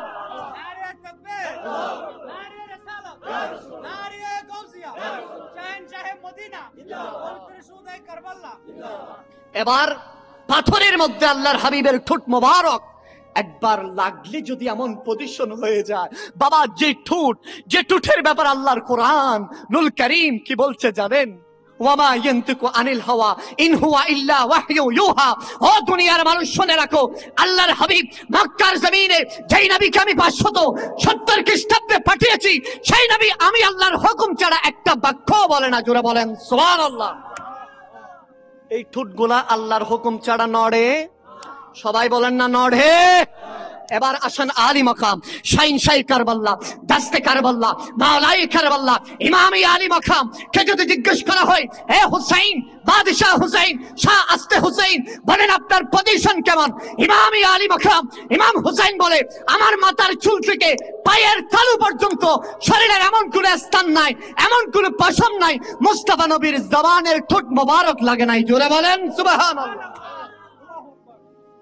মুস্তাফা নবীর চেহারার ঠোঁট মোবারক ইমাম হুসাইনের পশম এমন কোন জায়গা নেই যেখানে ঠোঁট লাগে নাই। সুবহানাল্লাহ। তাহলে সেই ইমামে আলী মাকামের কি পজিশন হবে? জোরে বলেন না সুবহানাল্লাহ। আপনাদেরকে যদি আরেকটু দূরে যদি নিয়ে যায়, হাই হাই হাই, ওই ইব্রাহিম খলিলুল্লাহ তার সন্তান ইসমাইল জবিহুল্লাহ মা হাজারাকে নিয়ে ওই মক্কাতুল মুকাররমার মধ্যে দিয়ে আসলেন। সাফা মারওয়াতে মা হাজারা দৌড়ছেন, একবার দৌড়ে, দুইবার দৌড়ে, তিনবার দৌড়ে পানির জন্য। ইসমাইল জবিহুল্লাহ যখন কদম রাখলেন, যখন কদমের মুড়ির চাপ জমিনের সাথে পড়লো, আল্লাহ বলছেন খালিল, আমার খালিলের সন্তান চাপ দিয়েছে, আমি সেখান থেকে জমজম বের করে দিয়েছি। যারা বলেন সুবহানাল্লাহ। সেজন্য এখান থেকে খতিবে পাকিস্তান আল্লামা শফি ও কারবি তার শামে কারবাল্লার মধ্যে বর্ণনা করছেন, সর্বকনিষ্ঠ আহলে বাইত রাসূলের নওয়াসা ইমাম আলী আসগরকে ওই কারবাল্লার প্রান্তরে কেন মাটিতে রাখা হয় নাই? ইমাম হুসাইন একবার নাই, শাহের বানু একবার নাই, জাইনুল আবেদিন একবার নাই, এক একজনের খুলে এক একবার নাই। সর্বশেষ কান্না করতে করতে সর্বশেষ কারবাল্লার প্রান্তরে ধুল্লা বানিয়েছেন। সুবহানাল্লাহ বলেন। চারিদিকে তীর, চারিদিকে নেজা, বললাম ধুলনা কেন বানিয়েছেন? ইমামে আলী মাকাম বলছেন, আমার আসগরকে যদি মাটিতে রাখা হয়, আসগরের পায়ের মুড়ির ছাপ যদি মাটিতে পড়ে, এই কারবাল্লার তীরে, ফোরাতের তীরে আরেকটা আবে জমজম সৃষ্টি হয়ে যাবেন। জোরে বলেন সুবহানাল্লাহ। সেই আহলে বাইতের তাসকার আজকে আমরা করতে এসেছি। জোরে বলেন সুবহানাল্লাহ। আমরা খুশি না বেজার বাবা? আরো জোরে বলেন খুশি না বেজার? তিনি কোন হুসাইন জানেন? হাই হাই হাই হাই, যেই নবীর কদম মক্কার সাথে লেগেছে, মক্কার ধুলিবালি আল্লাহর হাবিবের সাথে লেগেছে, মুহাম্মদুর রাসূলুল্লাহর কদমের ধুলি যখন মক্কার বালির সাথে লেগেছে, আল্লাহ বলছেন ওই বালি সাধারণ বালি নয় বান্দা, ওই বালির হুরমত, ওই বালির তাজিম, ওই বালির আজমাত বোঝানোর জন্য আমি আল্লাহ বলছি লা উকসিমু বিহাযাল বালাদ। জোরে বলেন সুবহানাল্লাহ। আমি ওই নগরীর শপথ করছি যেই নগরীর বালুর সাথে আল্লাহর হাবিবের, আমার হাবিবের কদম লেগেছে। সুবহানাল্লাহ। আল্লাহ পাক রব্বুল আলামিন বলছে, দুনিয়ার মানুষ তোমরা আমার হাবিবের নূরানি জুলফ মুবারককে যেমন তেমন মনে করিও না। আমি আল্লাহ 30 পারার মধ্যে আল্লাহর হাবিবের জুলফে মুবারকের প্রশংসা করছি, ওয়াল্লাইলি ইজা সাজা বলে। সুবহানাল্লাহ। আমার হাবিবের চুল মুবারক, চেহারা মুবারকের প্রশংসা আল্লাহ বলছেন ওয়াদ্দুহা। নবীর সিনা মুবারকের প্রশংসা আল্লাহ বলছেন আলাম নাশরাহ লাকা সাদরাক। যেই নবীর কদম মুবারকের ধুলি পাওয়ার জন্য আরশ পর্যন্ত কেঁদেছে। জোরে বলেন সুবহানাল্লাহ। মেরাজে যখন গিয়েছেন, হঠাৎ করে দেখতেছেন ছোট বাচ্চার মতো কে কান্না করে। জিবরিলকে বললেন, জিবরিল এটা তো দুনিয়া না, এটা আল্লাহর আরশ, কান্না কে করে? জিবরিল বলতেছেন, ইয়া রাসূলুল্লাহ, ইয়া হাবিবাল্লাহ, আল্লাহর আরশ কান্না করছে। কি জন্য কান্না করছে? ইয়া রাসূলুল্লাহ, আপনি ওই শিহাবে আবু তালিব, আপনার ওই মক্কা থেকে যে ধুলিবালি আপনার খরম মোবারকে করে নালাইনে পাকে করে এনেছেন, এই আরশ যখন থেকে বানিয়েছেন তখন থেকে অপেক্ষা ছিল আপনার এই ধুলাবালি নিবে। সুবহানাল্লাহ। ইয়া রাসূলুল্লাহ, আপনি তো নূরানি নালাইনে পাক আপনি খুলে যাচ্ছেন, আরশ কান্না করছে, আল্লাহর কাছে ফরিয়াদ করছে, আল্লাহ রে, আপনার হাবিব, আপনার দুস্ত মেহবুব, আপনার হাবিবুল্লাহ আসছে, আপনার হাবিব কই মক্কার ধুলিবালি আমি আরশের মধ্যে দেন, আমি আরশ না আল্লাহর হাবিবের নূরানি বালু মোবারক নিয়ে আপনার কাছে ফরিয়াদ করব। জোরে বলেন সুবহানাল্লাহ। যেই নবীর ধুলা পাওয়ার জন্য আল্লাহর আরশ আল্লাহর কাছে ফরিয়াদ করে, আর ওই নবী ঘোড়া সেজেছেন, সাওয়ারি সেজেছেন ইমামে আলী মাকাম ইমাম হুসাইন। জোরে বলেন সুবহানাল্লাহ। কি সেজেছেন বাবা?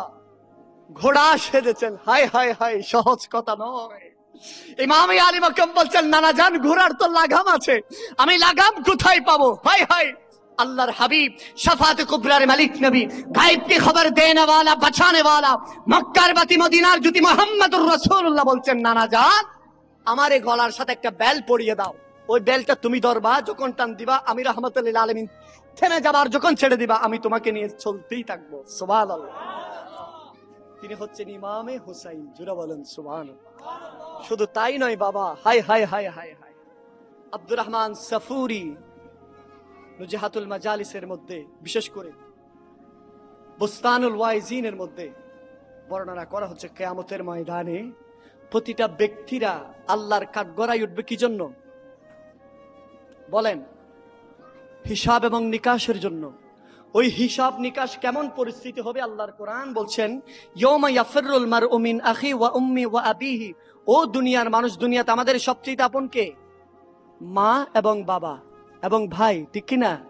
আল্লাহর কোরআন বলছে, ইয়াউমা ইয়াফিরুল মারউ মিন আখি, তোমার ভাই, ওয়া উম্মি ওয়া আবিহি, তোমার মা তোমার বাবা তোমাকে দেখলে কি হয়ে যাবে? পালায়ন করবে, তারা দৌড়তে থাকবে তোমাকে দেখে দেখে। মা দৌড়তে থাকবে সন্তান যেন মাকে না দেখে, বাবা দৌড়তে থাকবে সন্তান যেন বাবাকে না দেখে, ভাই ভাইকে দেখে দৌড়তে থাকবে যেন ভাই ভাইকে না দেখে। সেই কঠিন মুহূর্তে সকল মানুষ নিজের ফিকিরে থাকবে।